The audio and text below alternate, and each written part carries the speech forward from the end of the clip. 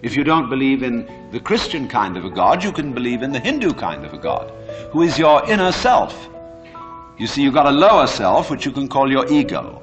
That's that little scoundrelous fellow that's always out for me.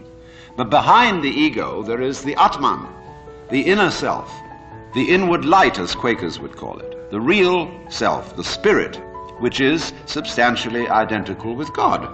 So you've got to meditate in such a way that you identify with your higher self. Now, how do you do that? Well, you start by watching all your thoughts very carefully, watching your feelings, watching your emotion, so that you begin to build up a sense of separation between the watcher and what is watched, so that you are, as it were, no longer carried away by your own stream of consciousness.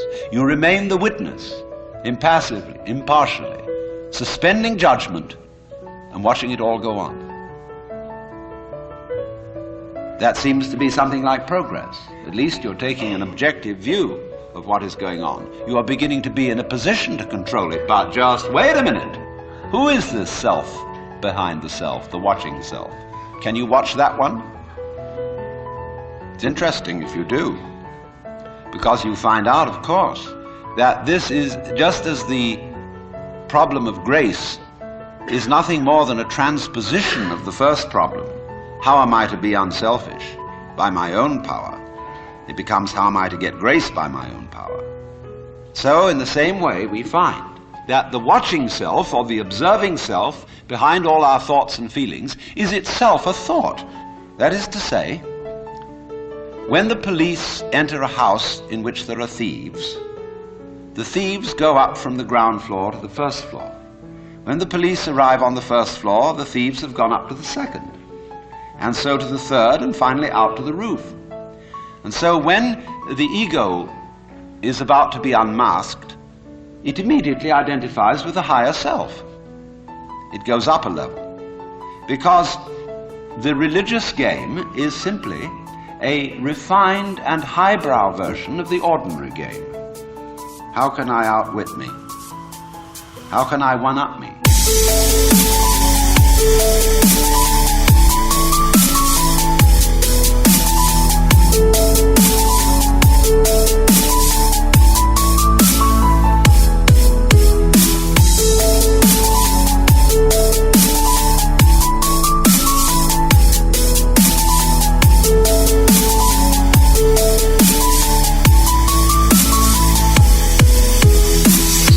If I find, for example, that in the quest for pleasure, the ordinary pleasures of the world, food, sex, power, possessions, all this becomes a drag, and I think, no, it isn't there, so I go in for the arts, poetry, music, and I absorb myself in those pleasures, and after a while, they aren't the answer, so I go to psychoanalysis, and then I found out that's not the answer. I go to religion. But I'm still seeking what I was seeking when I wanted candy bars.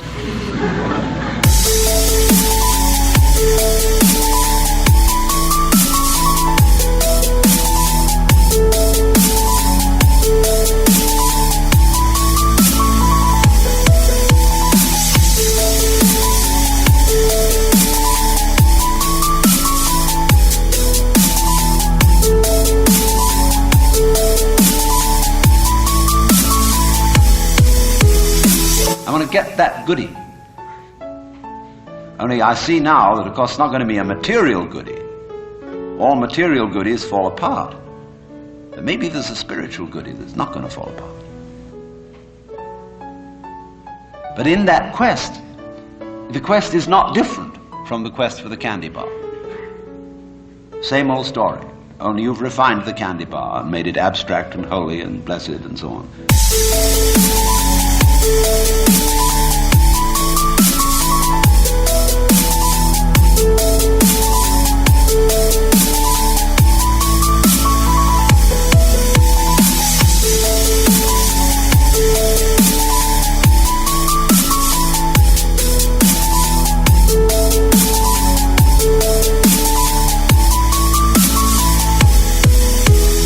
So it is with the higher self.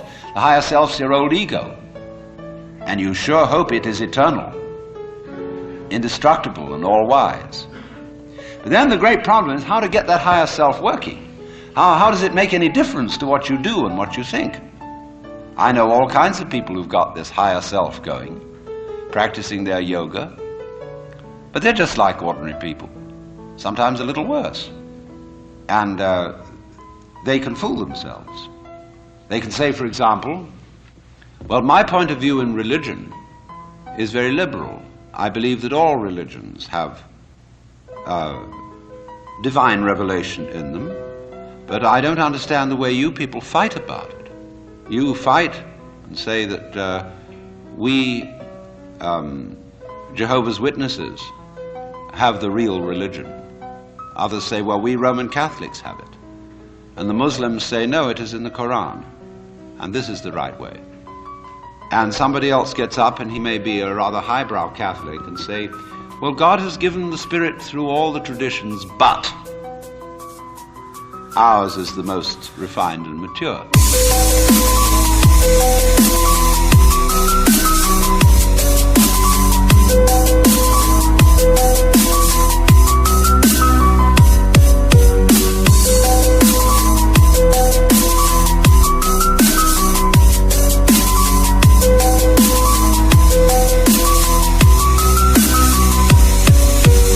Then somebody comes along and says, well, as I said, they're all equally revelations of the divine. And in seeing this, of course, I'm much more tolerant than you are. You see how that game is going to work? See, I could take this position. Supposing you regard me as some sort of a guru. And you know how gurus hate each other. They're always putting each other down. And I could say, well, I don't put other gurus down. See, that outwits all of them.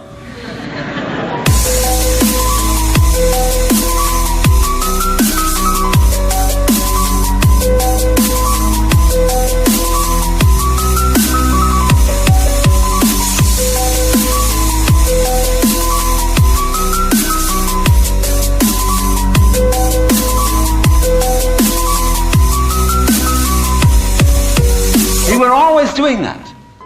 We're always finding a way to be one up, and by the most incredibly subtle means. So you see that, you see? And you say, I realize I'm always doing that. Now tell me, how do I not do that? I say, why do you want to know?